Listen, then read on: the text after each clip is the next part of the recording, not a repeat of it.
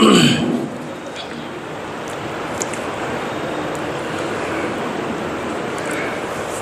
لله نحمده ونستعينه ونستغفره ونؤمن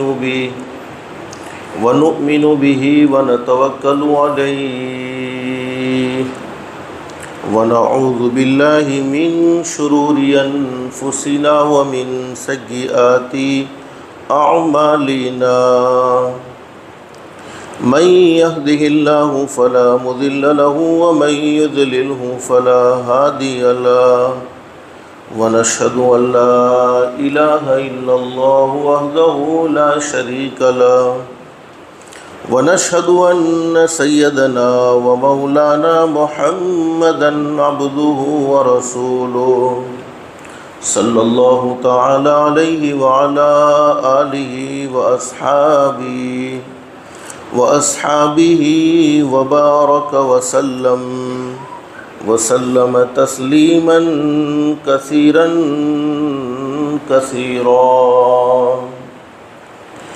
أما بعد فأعوذ بالله من الشيطان الرجيم بسم الله الرحمن الرحيم إن الذين يتلون كتاب الله وأقاموا الصلاة وأنفقوا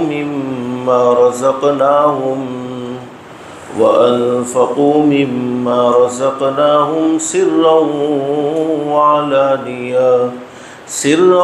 وعلانية يرجون تجارة لن تبور صدق الله العظيم رب اشرح لي صدري ويسر لي أمري واحلل عقدة من لساني يفقهوا قولي سبحانك لا علم لنا إلا ما علمتنا إنك أنت العليم الحكيم.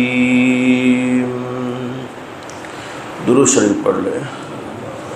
اللهم صل على محمد وعلى آل محمد كما صليت على إبراهيم وعلى آل إبراهيم إنك حميد مجيد. اللهم بارك على محمد وعلى آل محمد كما باركت على إبراهيم وعلى آل إبراهيم إنك حميد مجيد. آج رمضان المبارک کے مہینے کا 9واں روزہ ہے. رحمت کے عشرے کا صرف ایک دن باقی رہ چکا ہے. اللہ سے دل سے دعا کر لو اللہ ہم سب کو معاف فرمائے اور جتنے دن باقی ہیں اللہ ہم سب کو قدردانی کی توفیق و سعادت نصیب فرمائے. میرے بھائیوں، گزشتہ دروس میں ذکر کیا تھا کہ قرآن کریم سے بڑھ کر بولو کوئی کتاب ہو سکتی نہیں ہے، اس لیے کہ یہ ڈائریکٹ اللہ کا کلام ہے اور قرآن کریم کی عظمت کو دل میں داخل کرنے کے لیے، قرآن کریم کو سمجھنے کے لیے جس ہستی پر اللہ رب العالمین نے، جس شخصیت پر اللہ رب العالمین نے قرآن کریم کو نازل کیا ہے، ان کی محبت بھی ہمارے دل میں ہونا ضروری ہے. یعنی ہمارے آقا تاجدار مدینہ محمد الرسول اللہ صلی اللہ علیہ وسلم کی ذات گرامی. اس لیے کہ حدیث شریف میں حضرت نبی کریم صلی اللہ علیہ وسلم نے ایک مرتبہ صحابہ کرام کے درمیان میں یہی بات بیان فرمائی، میرے صحابہ کرام جس وقت میں دنیا سے پردہ فرما جاؤں 2 چیزیں تمہارے لیے چھوڑ کر جاؤں گا، ان 2 چیزوں کو مضبوطی سے پکڑ لینا، پھر تمہیں کسی کے سہارے کی ضرورت نہیں ہوگی اور دنیا کی کوئی طاقت تمہیں ہدایت سے گمراہی کی طرف نہیں لے جا سکے گی. نمبر 1 اللہ کے قرآن کریم کو مضبوطی سے پکڑ لینا. کیا مطلب ہے؟ ہمارا رشتہ قرآن کریم سے اتنا مضبوط ہو جائے کہ ہم تلاوت کا اہتمام کرنے والے بنے اور قرآن کریم کو سمجھنے والے بنے اور قرآن کریم کی تلاوت کی محبت ہمارے دل میں پیدا ہو جائے۔ اور دوسری بات بیان فرمائی، میری سنتوں کو مضبوطی سے پکڑ لینا۔ بہت سے احباب ایسے ہوتے ہیں، مجھے کہتے بھی ہے کہ مول صاحب ઘણું બધું સાંભળીએ છે પણ યાદ રહેતું નથી, મગજમાંથી ભૂલાઈ જવાય છે।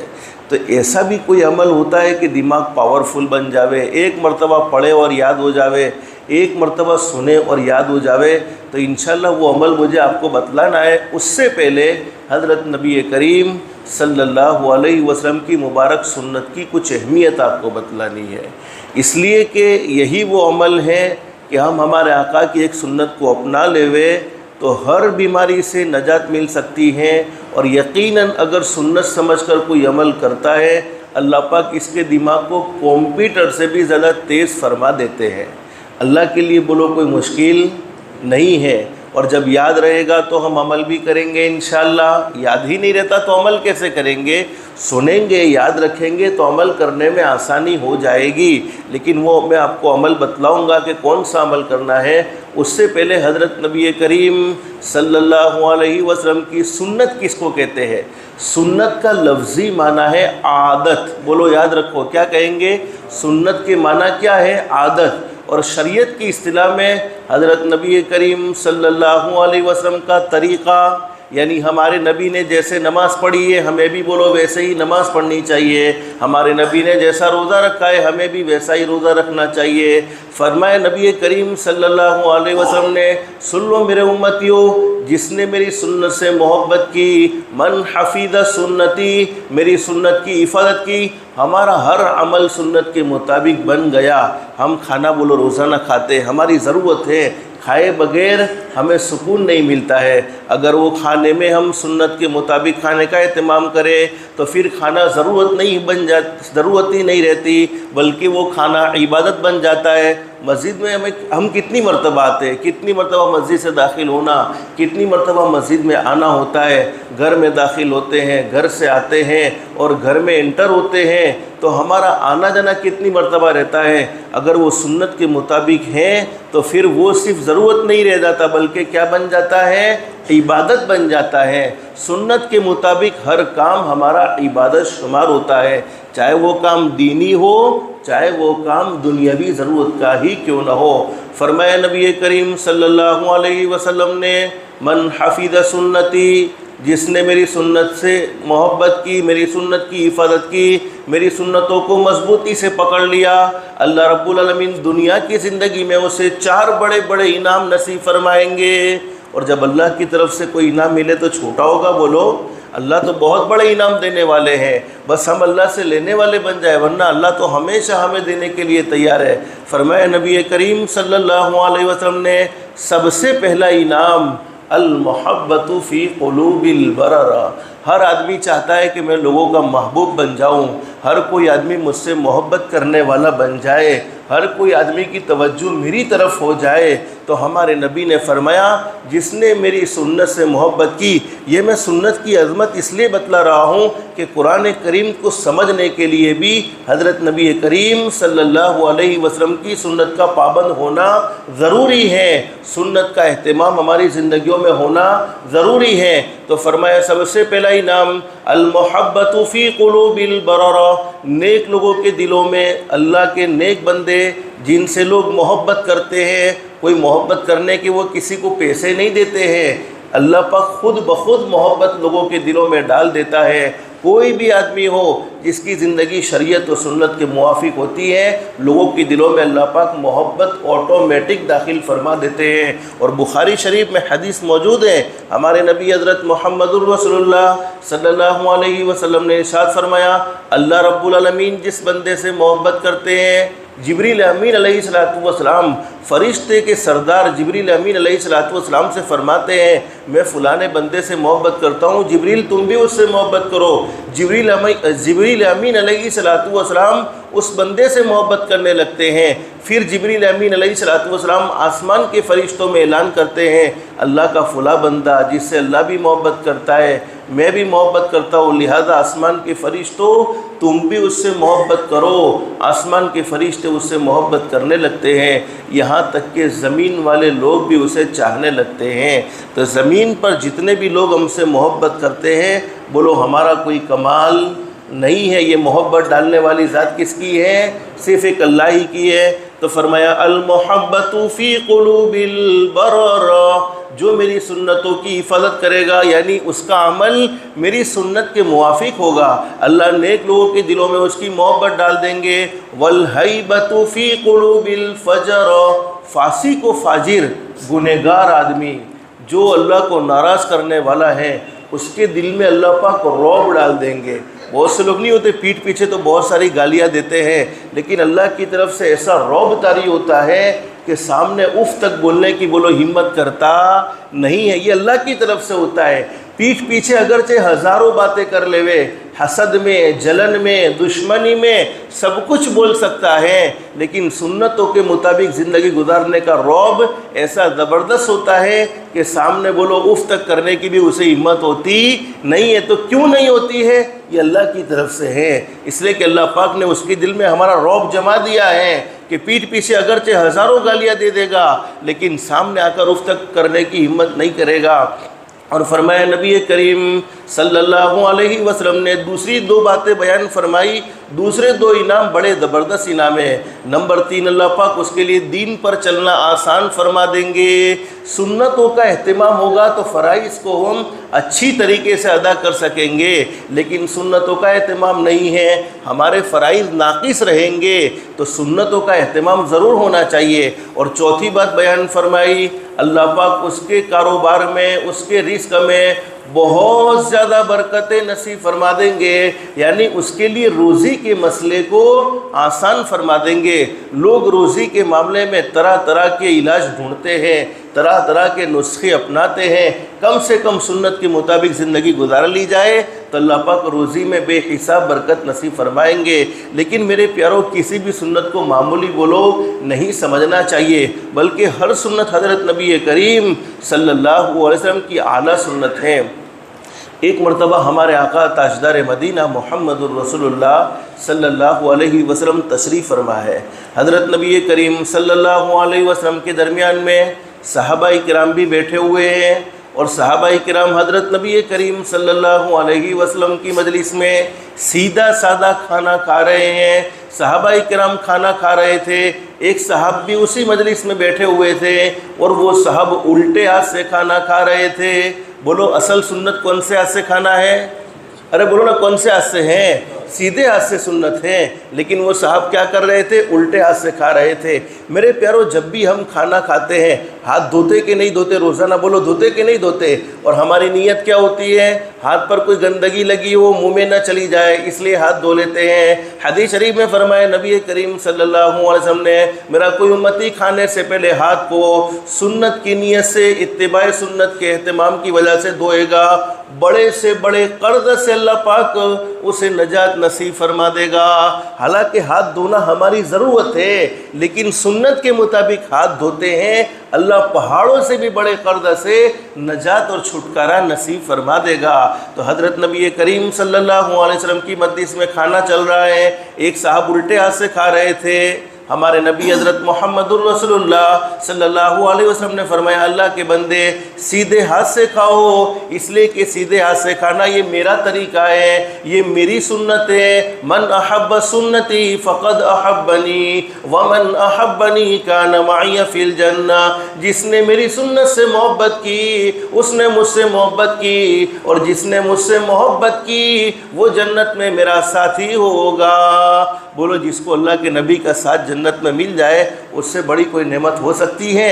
حدیث شریف میں موجود ہے، ایک مرتبہ حضرت اقدس نبی کریم صلی اللہ علیہ وسلم تشریف فرمائے ایک دیہات کے، جس کو ہم کہتے ہیں گامڑے کے رہنے والے صحابی اللہ کے نبی کے پاس آ گئے، اور اللہ کے نبی سے فرمایا، انی لا اصوم الا الشہر، اللہ کے نبی میں صرف رمضان کے روزے رکھتا ہوں، رمضان کے علاوہ کوئی نفلی روزے نہیں رکھتا ہوں، نہ محرم الحرام میں روزے رکھتا ہوں، نہ ذی الحجہ کے مہینے میں روزے رکھتا ہوں، نہ شعبان کے مہینے میں روزے رکھتا ہوں، کسی بھی مہینے میں کوئی نفلی روزہ نہیں رکھتا ہوں، صرف رمضان المبارک کے مہینے کے روزے رکھتا ہوں۔ انی لا اصوم الا الشہر ولا اصلی الا الخمس، اللہ کے نبی میں صرف 5 وقت کی نماز کا اہتمام کرتا ہوں، اس کے علاوہ کوئی نماز میری زندگی میں نہیں ہے، نہ میں تہجد کی نماز پڑھتا ہوں، نہ میں اشراق کی نماز پڑھتا ہوں، نہ میں چاشتہ کی نماز پڑھتا ہوں، نہ میں اوابین کی نماز پڑھتا ہوں، کوئی نوافل کا اہتمام میری زندگی میں نہیں ہے۔ صحابی کے دیہات کے رہنے والے، گاؤں کے رہنے والے صرف اونلی فار رمضان کے روزے اور صرف 5 وقت کی نمازیں جو اللہ نے فرض کی ہیں، اس کے علاوہ بولو کوئی نماز میں پڑھتا نہیں ہوں۔ اور آگے صحابی نے کیا کہہ دیا، اللہ کے نبی میرے پاس مال تو ہے نہیں، بہت سی مرتبہ آدمی نیک اعمال تو کرتا ہے لیکن مال کی مشغولی کی وجہ سے سنتوں کا اور نوافل کا اہتمام نہیں کر سکتا ہے، فرائض پر بس کر لیتا ہے۔ لیکن صحابی نے تو پورا مسئلہ ذکر کر دیا، اللہ کے نبی کوئی مال نے مجھے گھیرے ہوئے نہیں ہے، مال تو میرے پاس ہے نہیں کہ مجھے زکوٰۃ دینی پڑے۔ یعنی صحابی کہنا چاہتے ہیں آئی ایم ویری فری، میں بیزی نہیں ہوں، میں بالکل فری ہوں، مجھے اور کوئی مشغلہ ہے نہیں، اس کے باوجود صرف میں رمضان کے روزے رکھتا ہوں، اس کے باوجود صرف میں 5 وقت کی نماز پڑھتا ہوں، مال تو ہے ہی نہیں کہ زکوٰۃ ادا کرنے کا اہتمام ہو سکے۔ اللہ کے نبی حضرت محمد الرسول اللہ صلی اللہ علیہ وسلم بتلا دیجئے، اگر اسی حالت میں میری موت آ گئی تو کیا میں جنت میں جا سکوں گا یا نہیں جا سکوں گا؟ ہمارے نبی حضرت محمد الرسول اللہ صلی اللہ علیہ وسلم نے فرمایا، اللہ کے بندے تمہاری زندگی میں 5 وقت کی نماز کا اہتمام ہے، رمضان کے روزے تم رکھتے ہو، اللہ تمہیں ضرور جنت میں داخل فرمائے گا۔ اب صحابی کا سوال سنو، اللہ کے نبی جنت تو چاہیے لیکن جنت میں اکیلے نہیں جانا چاہتا، امعک یا رسول اللہ صلی اللہ علیہ وسلم، اللہ کے نبی اکیلے جنت میں کوئی مزہ نہیں ہے، ارے مجھے تو جنت میں آپ کا ساتھ چاہیے، بتاؤ تو صحیح میرے محبوب کیا میں آپ کے ساتھ جنت میں جا سکوں گا کہ نہیں جا سکوں گا؟ یعنی مجھے آپ کے ساتھ جنت میں ٹھکانہ ملے گا یا نہیں ملے گا؟ حضرت نبی کریم صلی اللہ علیہ وسلم فتبسم رسول اللہ صلی اللہ علیہ وسلم، حضرت نبی کریم صلی اللہ علیہ وسلم مسکرائے اور ہمارے نبی نے فرمایا صرف 5 وقت کی نمازیں پڑھ کے صرف رمضان کے روزے رکھ کر میرے ساتھ جنت میں جانا چاہتے ہو؟ صحابی نے کہا ہاں اللہ کے نبی جنت میں تو آپ کا ساتھ چاہیے، آپ کے ساتھ جانے کے لیے مجھے کیا کرنا پڑے گا؟ اب ہمارے نبی نے فرمایا ان حفظت عینیک من اثنین ولسانک من اثنین وقلبک من اثنین، ہمارے نبی حضرت محمد الرسول اللہ صلی اللہ علیہ وسلم نے ارشاد فرمایا، ارے اللہ کے بندے دیہات کے رہنے والے صحابی سے فرمایا اگر تم میرے ساتھ جنت میں جانا چاہتے ہو تو اپنی آنکھوں کو 2 چیزوں سے بچا لو، ایک تو ان آنکھوں سے کسی کو حقارت کی، کسی کو ذلت کی نظروں سے نہ دیکھو، اپنی ذات کو بڑا سمجھ رہے ہو، دوسرے کو چھوٹا سمجھ رہے ہو، کسی کو ذلت کی، حقارت کی، گھٹیا نگاہوں سے نہ دیکھو، اور اللہ نے جن چیزوں کو دیکھنا حرام کر دیا ہے ان چیزوں کی طرف اپنی آنکھ سے نہ دیکھو، یعنی موبائل کا غلط استعمال نہ کرو، بدنظری نہ کرو، جس لڑکی کو بغیر موبائل کے یعنی فیس ٹو فیس دیکھنا ناجائز ہے اسی لڑکی کو موبائل میں بھی دیکھنا ناجائز ہے، تو اپنی نظروں کو کنٹرول میں رکھو، جن چیزوں سے اللہ نے روکا ہے ان چیزوں سے اپنی آپ کو دیکھنے سے بچا لو۔ پھر فرمایا نبی کریم صلی اللہ علیہ وسلم نے اپنی زبان کو 2 چیزوں سے بچا لو، نمبر 1 اپنی زبان کو جھوٹ سے بچا لو، کتنا بھی بڑا معاملہ کیوں نہ ہو جائے لیکن جھوٹ اپنی زبان سے مت بولو، اور غیبت سے اپنی زبان کو بچا لو، اگر یہ 2 چیزوں سے ہماری زبان بچ جاتی ہے۔ پھر فرمایا اپنے دل کو 2 چیزوں سے بچا لو، دل میں حسد پیدا نہ کرو، کسی کی نعمت کو دیکھ کر جلو مت، اس لیے کہ نعمت دینے والا بولو کون ہے، اور نعمتوں کو دیکھ کر جلنے والے لوگ اس سے دشمنی نہیں کرتے ہیں بلکہ پیدا کرنے والے اللہ سے دشمنی کرتے ہیں۔ تو کسی کے بارے میں حسد دل میں مت رکھو اور کسی کے بارے میں دشمنی یعنی عداوت دل میں لے کر مت گھومو۔ اگر آنکھیں دو چیزوں سے محفوظ ہیں، زبان دو چیزوں سے محفوظ ہیں، دل دو چیزوں سے محفوظ ہیں، تو ہمارے نبی نے فرمایا صحابی سے پھر تم فرائض کے علاوہ کچھ بھی نہ کرو تب بھی جنت میں میرے ساتھی ہوں گے۔ تو میں بات کیا کہہ رہا تھا، ہمارے نبی حضرت محمد رسول اللہ صلی اللہ علیہ وسلم کی مجلس میں سیدھا سادہ کھانا چل رہا ہے۔ ہمارے نبی نے ایک صاحب سے فرمایا جو الٹے ہاتھ سے کھا رہے تھے، ارے سیدھے ہاتھ سے کھاؤ، اس لیے کہ سیدھے ہاتھ سے کھانا یہ میرا طریقہ، یہ میری سنت ہے۔ بہت سے لوگ ایسے ہوتے ہیں جن کو سب کے سامنے حق پیغام قبول کرنے میں شرم آتی ہے، وہ مانتے نہیں ہیں، دل میں گھمنڈ بھرا ہوتا ہے، تکبر بھرا ہوتا ہے، اکڑ بھری ہوتی ہے۔ تو سوچنے لگا کہ سب کے سامنے دل میں تھوڑی اکڑ بھری ہوئی تھی، بھائی قسم کا آدمی تھا کہ سب کے سامنے نبی کی بات کو مان لوں گا تو چھوٹا ہو جاؤں گا، ذلیل ہو جاؤں گا۔ میں آپ سے پوچھتا ہوں نبی کی بات کو ماننے میں عزت تھی یا ذلت تھی؟ بولو۔ ارے عزت تھی کہ جس نے حضرت نبی کریم صلی اللہ علیہ وسلم کی بات کو مان لیا ہو۔ ہمارے نبی حضرت محمد رسول اللہ صلی اللہ علیہ وسلم سے اس نے کہہ دیا اللہ کے نبی میرے سیدھے ہاتھ میں تکلیف ہے، سیدھا ہاتھ کام کرتا نہیں ہے۔ ہمارے نبی نے فرمایا آپ کی مرضی، اگر اللہ نے سیدھے ہاتھ کو درست کیا ہے تو سیدھے ہاتھ سے کھاؤ ورنہ آپ کی مرضی ہے۔ حدیث شریف میں لکھا ہے کہ وہ صاحب کھانا کھا کر فارغ ہوئے، سیدھا ہاتھ ہمیشہ ہمیشہ کے لیے بیکار ہو گیا، اس لیے کہ تکلیف تو تھی نہیں، گھمنڈ کی وجہ سے، تکبر کی وجہ سے حضرت نبی کریم صلی اللہ علیہ وسلم کی ایک سنت کو ٹھکرا دیا۔ علماء نے لکھا کہ مرتے دم تک وہ اپنے سیدھے ہاتھ کو درست کرنے کا علاج کرتا رہا، لیکن کوئی علاج اس کے لیے فائدہ مند نہ رہا، بلکہ اسی حال میں دنیا سے جانا پڑا۔ اللہ ہم سب کی حفاظت فرمائے۔ تو سنتوں کو ٹھکرانے کا، سنتوں کو گھٹیا سمجھنے کا انجام تو دنیا کی زندگی میں بھی بھگتنا پڑتا ہے۔ اللہ آخرت کے وبال سے ہم سب کی حفاظت فرمائے۔ اسی کے بالمقابل ایک صحابی کا قصہ ذکر کیا ہے کہ ان کے سیدھے ہاتھ میں تکلیف تھی، سیدھا ہاتھ کام کرتا نہیں تھا، بہت سے علاج کیے، طبیبوں کو بتایا، حکیموں کو بتایا، لیکن کوئی فائدہ نہ ہوا۔ اور سب سے بڑے حکیم ہمارے آقا تاجدار مدینہ محمد الرسول اللہ صلی اللہ علیہ وسلم کی ذات گرامی ہے، جن کو اللہ پاک نے روحانی بیماریوں کا بھی ڈاکٹر بنایا اور جسمانی بیماریوں کا بھی ڈاکٹر بنایا۔ ہمارے نبی حضرت محمد الرسول اللہ صلی اللہ علیہ وسلم کے پاس وہ صحابی تشریف لے گئے۔ حدیث شریف میں لکھا ہے کہ حضرت نبی کریم صلی اللہ علیہ وسلم کی مجلس میں صحابہ کرام بیٹھے ہوئے ہیں، دسترخوان لگا ہوا ہے اور صحابہ کرام کھجوریں کھا رہے ہیں، اور کھجور بہترین پھل، حدیث شریف میں حضرت نبی کریم صلی اللہ علیہ وسلم نے اس کے بڑے فضائل بیان فرمائے ہیں۔ اب صحابہ کرام کھجوریں کھا رہے ہیں، وہ صحابی جن کے سیدھے ہاتھ میں تکلیف تھی وہ بھی دسترخوان پر بیٹھ گئے، لیکن انہوں نے کھجور سیدھے ہاتھ سے نہیں کھائی بلکہ الٹے ہاتھ سے کھانا شروع کر دیا۔ کیوں الٹے ہاتھ سے کھا رہے ہیں؟ اس لیے کہ ان کے تو سیدھے ہاتھ میں تکلیف ہے، سیدھا ہاتھ کام کرتا ہی نہیں ہے۔ اب ہمارے نبی حضرت محمد الرسول اللہ صلی اللہ علیہ وسلم نے فرمایا اللہ کے بندے، اللہ کی نعمتیں کھا رہے ہو سیدھے ہاتھ سے کھاؤ، اس لیے کہ سیدھے ہاتھ سے کھانا یہ میرا طریقہ، یہ میری سنت ہے، اور جس نے میری سنت سے محبت کی اس نے مجھ سے محبت کی، اور جس نے مجھ سے محبت کی وہ کل جنت میں میرا ساتھی ہوگا۔ اب صحابی کو چاہیے تھا کہ اللہ کے نبی کے سامنے عذر پیش کر دیتے کہ اللہ کے نبی میرے سیدھے ہاتھ میں پرابلم ہے، حقیقت میں پرابلم تھا، سیدھے ہاتھ میں پرابلم ہے، سیدھا ہاتھ کام کرتا نہیں ہے، اس وجہ سے میں الٹے ہاتھ سے کھا رہا ہوں۔ لیکن ہمارے نبی کے سامنے صحابی نے عذر پیش نہیں کیا بلکہ اپنے ہاتھ کو مخاطب کر کے کہا کہ اے ہاتھ تو طبیبوں سے نہیں مانا ہے، اے ہاتھ تو حکیموں سے نہیں مانا ہے، اے ہاتھ تو علاج کرنے والوں سے نہیں مانا ہے، اے ہاتھ تو مجھ سے نہیں مانا ہے، اب تو تجھے نبی کریم صلی اللہ علیہ وسلم کی بات تو ماننی ہی ہوگی۔ یوں کہہ کر ہاتھ کو ایک جھٹکا دیا، علماء نے لکھا کہ سیدھا ہاتھ درست ہو گیا اور چلنے لگ گیا۔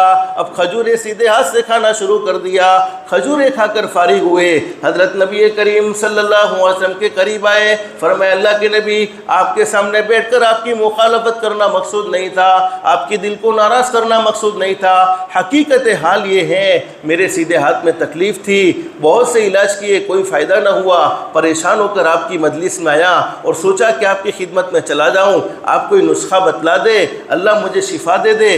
الحمدللہ اتباع سنت کے جذبے نے اللہ پاک نے مجھے شفا نصیب فرما دی۔ علماء نے دونوں نتیجے نکالے، جو لوگ اپنی زندگی کو شریعت و سنت کے موافق گزارتے ہیں اللہ پاک انہیں بڑی بڑی بیماریوں سے محفوظ رکھتے ہیں۔ ہمارے بہت سے جوان ہیں نماز نہیں پڑھتے لیکن فجر میں روزانہ جیم میں جائیں گے، کثرت ضرور کریں گے، کثرت کی کوئی ممانعت نہیں ہے، ورزش ضرور کرنی چاہیے، لیکن اگر نماز سنت کے مطابق پڑھنے کا اہتمام کر لے، میں یقین کے ساتھ کہتا ہوں ہمیں کسی بھی ورزش کی بولو ضرورت نہیں ہوگی۔ پانی ہم سنت کے مطابق پینا شروع کر دیں، کھانا سنت کے مطابق کھانا شروع کر دیں، کھانے میں ہم بیٹھے تو سنت کے مطابق بیٹھنے کا اہتمام کریں، تو پھر کسی بھی ورزش کی ضرورت رہتی نہیں ہے۔ تو علماء نے دونوں نتیجے نکالے، جو لوگ اپنی زندگی کو سنت کے مطابق گزارتے ہیں اللہ پاک ان سے بڑی بڑی بیماریاں دور رکھتے ہیں، اور اگر بیماری لگ بھی جائے اور زندگی سنت کے مطابق آ جاتی ہے اللہ پاک اس بیماری سے نجات نصیب فرما دیتے ہیں۔ اس لیے بہت اچھی بات کہی ہے، نبی پاک کی سنت پہ جو عامل نہیں ہوتا، نبی پاک کی سنت پہ جو عامل نہیں ہوتا، وہ کچھ بھی کر رہا ہو کچھ اسے حاصل نہیں ہوتا۔ اللہ سے دل سے دعا کر لو، اللہ ہم سب کو سنتوں کی محبت ڈال دے، اللہ ہم سب کے دل میں سنتوں کی محبت ڈال دے اور ہماری زندگی کو سنت کے مطابق بنا دے۔ تو میرے پیارو، اگر زندگی سنت کے مطابق ہوگی اللہ کے قرآن کریم کا علم ہمیں سمجھ میں آئے گا، شریعت ہمیں سمجھ میں آئے گی۔ جب تک سنتوں کی محبت دل میں پیدا نہیں ہوتی ہے تب تک ہم کچھ بھی کر سکتے ہیں، بغیر سنت کے کوئی عمل اللہ کے نزدیک قابل قبول ہی نہیں۔ ذوق رختو سنت گرامی سے ہے شرف آپ کی غلامی سے، جو کوئی پیرو رسول نہیں لاکھ طاعت کرے قبول نہیں۔ اگر اللہ کی بارگاہ میں ہماری عبادتیں منظور کروانی ہے تو زندگی شریعت و سنت کے موافق ہونی چاہیے۔ سنت کے مطابق علماء نے تو یہاں تک لکھا ہے کہ سنت کے مطابق، میں آپ کو بتلاؤں اللہ والوں نے کیسی زبردست باتیں لکھی ہیں، سنت کے مطابق استنجا کرنا، جیسے ہم اپنی پیشاب کی ضرورت سے فارغ ہوتے ہیں، اپنے جب ٹوائلٹ کا تقاضا ہوتا ہے سنت کے مطابق ٹوائلٹ میں جانا، سنت کے مطابق ٹوائلٹ سے نکلنا، یہ بغیر سنت کے نفل نماز پڑھنے سے بھی افضل ہے۔ کوئی آدمی بغیر سنتوں کے نفل نماز پڑھتا ہے اور سنت کے مطابق استنجا کرتا ہے تو سنت کے مطابق استنجا کرنا اس کا بغیر سنت کے مطابق نفل نماز پڑھنے سے بھی افضل ہے۔ آخر ایک بات ہے، ایک بہت بڑے اللہ کے ولی جن کا یہ معمول تھا، روزانہ حضرت نبی کریم صلی اللہ علیہ وسلم کی ذات گرامی پر 10 لاکھ مرتبہ درود شریف پڑھتے تھے اور 10 لاکھ مرتبہ درود شریف پڑھ کر سو جاتے تھے۔ اب حضرت نبی کریم صلی اللہ علیہ وسلم کو ایک مرتبہ خواب میں دیکھ لیا، حضرت نبی کریم صلی اللہ علیہ وسلم کا پورا سینہ مبارک، آپ کی چھاتی جس کو سینہ کہتے ہیں، سینہ مبارک زخمی تھا۔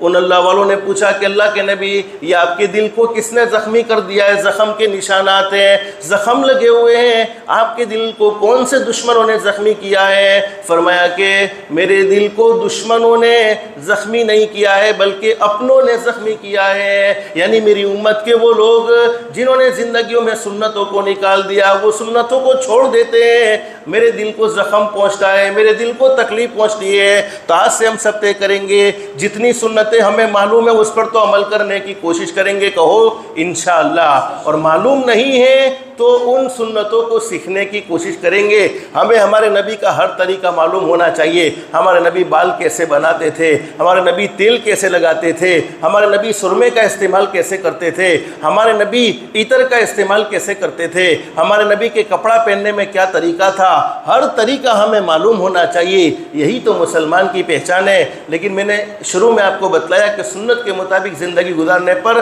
اللہ بہت زیادہ مال بھی عطا فرمائے گا۔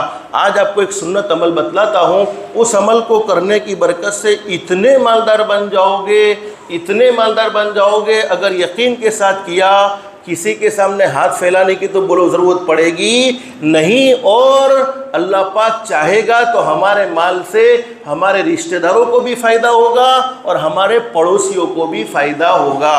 حدیث شریف میں لکھا ہے، ایک صحابی جن کا نام ہے حضرت سہل بن سعد رضی اللہ عنہ فرماتے ہیں، ایک مرتبہ حضرت نبی کریم صلی اللہ علیہ وسلم تشریف فرمائے، ایک غریب آدمی حضرت نبی کریم صلی اللہ علیہ وسلم کی خدمت میں آئے اور اللہ کے نبی کے سامنے فقر و فاقہ اور تنگی معاشی، یعنی اللہ کے نبی بڑا پریشان ہو گیا ہوں، فقر و فاقہ میں زندگی گزر رہی ہیں، اپنی غربت کی شکایت کی، اپنے فقر و فاقہ کی شکایت کی۔ حضرت نبی کریم صلی اللہ علیہ وسلم نے ان سے فرمایا، جب تم اپنے گھر میں داخل ہو تو سلام کرو، بولو کوئی مشکل کام ہے، السلام علیکم ورحمۃ اللہ وبرکاتہ۔ جب بھی تم اپنے گھر میں داخل ہو تو سلام کرو، چاہے گھر میں کوئی ہو یا نہ ہو۔ گھر میں جب بھی داخل ہو جاؤ تو بولو کیا کرنا ہے، سلام کرنا ہے، چاہے گھر میں کوئی ہو یا نہ ہو۔ پھر فرمایا کہ میری ذات پر سلام بھیجو، یعنی الصلاۃ والسلام علی رسول اللہ۔ کوئی مشکل نہیں ہے، اتنا آسان سلام کو ہم یاد کر سکتے ہیں، الصلاۃ والسلام علی رسول اللہ۔ اور اگر یہ یاد نہیں ہے تو صلی اللہ علیہ وسلم، صلی اللہ علیہ وسلم۔ ہمارے نبی نے فرمایا جب بھی تم اپنے گھر میں داخل ہو تو سلام کرو، چاہے گھر میں کوئی ہو یا نہ ہو۔ پھر میری ذات پر درود و سلام بھیجو۔ پھر ایک مرتبہ سورہ اخلاص یعنی قل هو اللہ احد، بسم اللہ الرحمن الرحیم، قل هو اللہ احد اللہ الصمد لم یلد ولم یولد ولم یکن له کفوا احد۔ میرے انداز سے 15 سیکنڈ یا 20 سیکنڈ کا وقت لگے گا، یہ تین چیزوں کو پڑھنے میں، یا زیادہ سے زیادہ 30 سیکنڈ کا وقت لگے گا۔ حدیث شریف میں فرمایا نبی کریم صلی اللہ علیہ وسلم کے سامنے جن غریب صحابی نے اپنے فقر و فاقہ کی شکایت کی، جب انہوں نے یہ 3 عمل شروع کر دیے، کون سے 3 عمل بولو؟ سب سے پہلے سلام، گھر میں داخل ہو جاؤ تو۔ دوسرا حضرت نبی کریم صلی اللہ علیہ وسلم کی ذات گرامی پر درود و سلام، اور تیسرا قل هو اللہ احد کی سورت کی تلاوت۔ حدیث شریف میں فرمایا کہ وہ غریب صحابی کو اللہ پاک نے اتنا زبردست مالدار بنا دیا اور ایسی رزق کی بارش ان پر برسا دی، یہاں تک کہ ان کے مال سے ان کے رشتہ داروں کو فائدہ ہونے لگا، ان کے پڑوسیوں کو فائدہ ہونے لگا، اور ان کے مال کا فائدہ عام ہو گیا۔ تو ہم تو بولو چاہتے کہ ہمارا ہاتھ دینے والا بنے، لینے والا نہ بنے۔ تو ہمارے نبی حضرت محمد الرسول اللہ صلی اللہ علیہ وسلم کی سنتوں میں اللہ پاک نے بڑی تاثیر رکھی ہے۔ تو آج سے یہ عمل ہم شروع کر دیں گے، کریں گے انشاءاللہ۔ کوئی مشکل عمل نہیں ہے، کیا کرنا ہے واپس ایک مرتبہ بول دو۔ گھر میں جاؤ گے تو کیا کرو گے؟ السلام علیکم ورحمۃ اللہ وبرکاتہ، گھر میں چاہے کوئی ہے یا نہیں ہے۔ دوسرا الصلاۃ والسلام علی رسول اللہ، اگر یہ یاد نہیں ہے تو صلی اللہ علیہ وسلم۔ اور تیسرا قل هو اللہ احد بسم اللہ کے ساتھ، قل هو اللہ احد اللہ الصمد لم یلد ولم یولد ولم یکن له کفوا احد۔ صرف سنت سمجھ کر کرنے کا اہتمام کرو، یقیناً ہمارے نبی کی باتیں غلط نہیں ہو سکتی۔ مالدار بننے کا مطلب یہ ہے کہ ہم کسی کے مقروض نہیں ہوں گے۔ اس سے بڑی سکون و اطمینان والی زندگی کیا ہو سکتی ہے؟ بہت سی مرتبہ ہم سے لوگ پیسے مانگتے ہیں، راتوں کی نیند حرام ہو جاتی ہے، رات کو نیند نہیں آتی ہے۔ جب اللہ پاک ہمیں قرض سے نجات نصیب فرما دے، اس سے بڑا سکون و اطمینان زندگی میں بولو کوئی ہو سکتا ہے؟ ہرگز نہیں ہو سکتا ہے۔ آئندہ کل انشاءاللہ تمام بیٹھنے والے احباب سے درخواست ہے ضرور شرکت فرمائیں گے۔ ہم نے ایک مفتی صاحب کو بلایا ہے، ہمارے سامنے کچھ ضروری باتیں، بس اتنے ہی وقت میں، جتنا ہمارا آدھے گھنٹے کا وقت ہے اتنے ہی وقت میں کچھ ضروری باتیں جو مسائل کی ہیں وہ ہمارے سامنے رکھی جائے گی۔ دوسرے احباب سے بھی کہیں گے کہ وہ بھی شرکت کرے تاکہ اس کا فائدہ عام ہوگا انشاءاللہ۔ اور اللہ سے دل سے دعا کر لو جتنا ہم سن رہے ہیں بس سننے تک یہ بس نہ رہ جاوے۔ سب سے پہلے اللہ مجھے پھر آپ تمام کو عمل کی توفیق نصیب فرمائے، آمین یا رب العالمین۔ وآخر دعوانا ان الحمد للہ رب العالمین۔